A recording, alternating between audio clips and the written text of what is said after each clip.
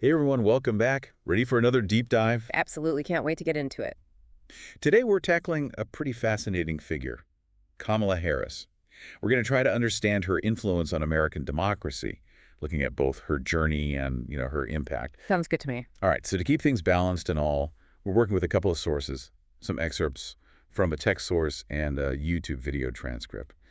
Both seem to aim for like a neutral political stance, which is always good. Definitely. Keeps things fair. Right. Okay, so one of the first things that jumped out at me, especially from the text, is how much Harris's story is about breaking barriers. Yeah. Oh, yeah, absolutely. Like she's the first black woman vice president, first woman of South Asian heritage in that office too. Right, right. And obviously the first woman, period, Yeah. to hold that position. It's kind of hard to overstate how significant those firsts are. Yeah, for sure. I mean, it's about way more than just representation, though that's obviously a huge part of it. It's about what those firsts represent, like a real shift in what we consider normal, breaking down those old power structures. Yeah, totally. Like, just imagine what it means for younger generations to see someone who, looks like them in such a powerful position. Exactly. It can really shape aspirations, beliefs, the whole nine yards. It's really inspiring stuff to think about. It really is. But it's not all about symbolism, right?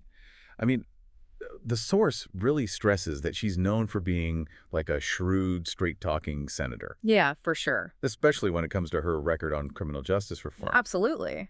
And that's one area where her work gets really interesting, really telling. I mean, take her stance on cash bail, for example. Oh, She's been a huge advocate for getting rid of that whole system, which, let's be real, often hits low-income communities and people of color the hardest. yeah, And she's been pretty vocal about addressing racial bias in sentencing, pushing for alternatives to just locking people up, things like that. which are all really critical issues. And it sounds like she's been pretty proactive in trying to change things.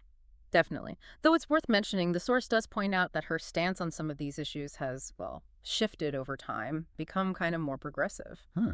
Interesting. Do you think that's like a common thread throughout her career, this kind of evolution? Well, that's the million-dollar question, isn't it? And honestly, there's no easy answer. Mhm. Some people argue that it shows, like, genuine growth and evolution in her thinking, while others might see it as, a strategic move, adapting to a changing political scene. It's interesting to consider, how her background as a prosecutor might have influenced her earlier views, Yeah, for sure. and how those views might have changed as the national conversation around criminal justice evolved, too. Right, totally.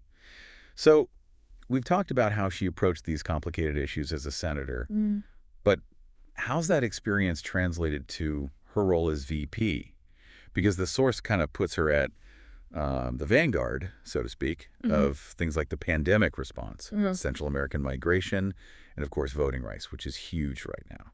What's your take on that? Does that seem accurate? Yeah, I mean, there's no denying she's been front and center on these issues. Like with the pandemic, for instance, she was heavily involved in that push for vaccine equity, especially for those underserved communities. Right. And with migration from Central America, she's been given the tough job of tackling the root causes, which is, well, it's a huge, messy issue, no easy solutions there. But like you said, the question is how much of this is her leading the charge versus her carrying out the administration's agenda? That's a good point. It's important to understand those nuances, her role within the bigger political machine. Yep. Now, I do want to touch on voting rights specifically, since it seems like that's an area where Harris has been particularly vocal. The source mentions her work to, counteract voter suppression. Yeah, and this is where her work really gets to the core of what it means to participate in a democracy, don't you think? I mean, you've seen all the back and forth about voting rights in the news, right? Yeah, for sure. It's something people feel really strongly about on all sides. Basically, voter suppression is any attempt to, like, make it harder for certain groups of people to vote. Right. It can take a lot of different forms, like stricter voter ID laws, cutting back on early voting, even, like, strategically shutting down polling places in specific areas. Wow. It's a big deal. And Harris has been pushing hard for federal legislation that protects voting rights and guarantees equal access for every citizen. Which is crucial in a functioning democracy. Exactly. So it seems like we've covered quite a bit here. We've talked about Harris's historic achievements, Yeah. her commitment to fighting those systemic injustices, and her influence on policy, especially around things like criminal justice reform and voting rights. Absolutely. And looking at her journey, her impact, it really makes you wonder, How will she be remembered? Will it be for those groundbreaking firsts or for the concrete changes her policies brought about? It's a question that'll keep unfolding, I think, as her career goes on. And I'm sure it's one that historians and, well, everyone else will be debating for years to come. It's definitely a question worth considering. Thanks for diving into this with me. Anytime. This was a good one. And thanks to all of you for listening in. We'll see you next time for another deep dive.